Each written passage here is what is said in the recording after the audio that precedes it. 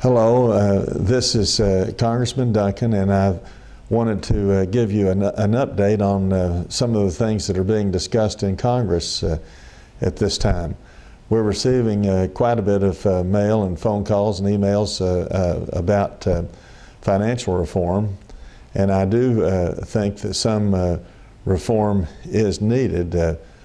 Certainly we saw that when we had the big bailout situation a couple of years ago, and in fact, we received over 6,600 emails in one 3-day period during that time, along with, of course, many other types of correspondence over a longer period of time on that issue.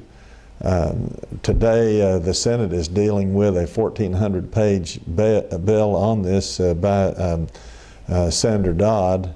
It passed the Senate Banking Committee on a straight party line vote. I think that's unfortunate. One of the main objections that Republicans have to that bill is a $50 billion bailout fund, which is a new tax on the larger banks to set up this fund. And we certainly don't need a new $50 billion tax during a time of a weak economy. Also, we could have the reform that the great majority of the people in this country want by having a much simpler bill, and just one that would simply say that we're not going to have any bailouts and that we're no longer having any policy such as a too big to fail policy. I voted against that when it came up originally, and would do so again. I said at the time that there are thousands of small and medium-sized businesses that go out of business each year, and we don't, in this country, we don't bail them out. And I didn't like the fairness of it, the unfairness of it really, but also I think that it set a bad precedent for the future. We need some other reforms, but I'm not sure that we're going to be able to get them on in the bill that is before us at this time, although I will take a look at it, a much more detailed look at it when it gets to us in the House after whatever changes are made to it in the Senate. Some bills start out, more bills I think start out in the House and then go to the Senate, but this is one bill that's starting out in the Senate. A second bill that is receiving a lot of attention at this time, or a second issue, is the issue of immigration reform. Speaker Pelosi has said that's another bill that we're not going to take up in the House unless and until they pass something in the Senate, and it will be very difficult to do that. Most people, the overwhelming majority of people in the 2nd District, want enforcement of our immigration laws. I'm not sure that we even need a new bill, because we've got basically all the laws that we really need. We just need enforcement of the laws that are on the books now.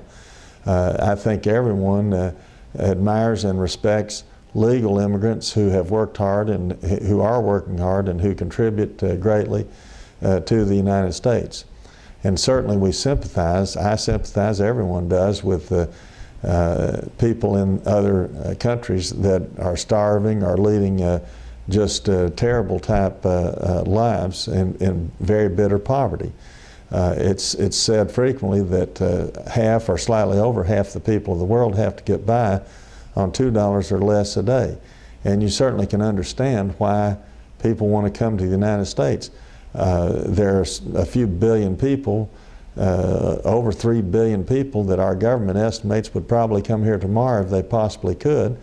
And most of those would think that they'd died and gone to heaven to get a minimum wage job in the United States. But we simply can't open our borders and allow everybody to come in here who wants to come, because we would be swamped in a period of a few months, and our jails, our hospitals, our wastewater and sewer systems, our schools, our roads, our entire infrastructure, we just couldn't handle the massive influx of people that would come in if we don't enforce our immigration laws. And as someone has said, if you don't have borders, you don't have a country. And if you have borders, they need to be enforced. We our country, the United States of America, is the greatest country on the face of this earth without any question. It's the most prosperous, and it is the most generous country in this entire world. But we've got to have stronger enforcement of our immigration laws if we're going to have this country and have it be a prosperous country in the future and not turn into some third world nation where we destroy the future of our children and grandchildren and even ruin the futures of the people who would flood in here if we don't enforce our immigration laws. That's two of the major issues. A third, very briefly, later this week we'll take up another vote on whether to admit Puerto Rico as a statehood, as a state, the issue of statehood for Puerto Rico. The problem I have with that is when Alaska and Hawaii came in, over 80 or 85% of the people in those two states wanted to come in.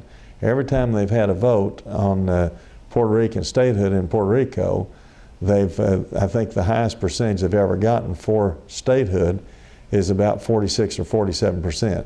So I have serious reservations about admitting a country as a new state to the United States when you have slightly less than half, apparently, that want to be a state. In addition to that, when this issue came up once before, it was reported that over 60% of Puerto Ricans would qualify for full welfare benefits immediately upon being admitted, and it was going to cost several $billions for us to admit Puerto Rico as a state.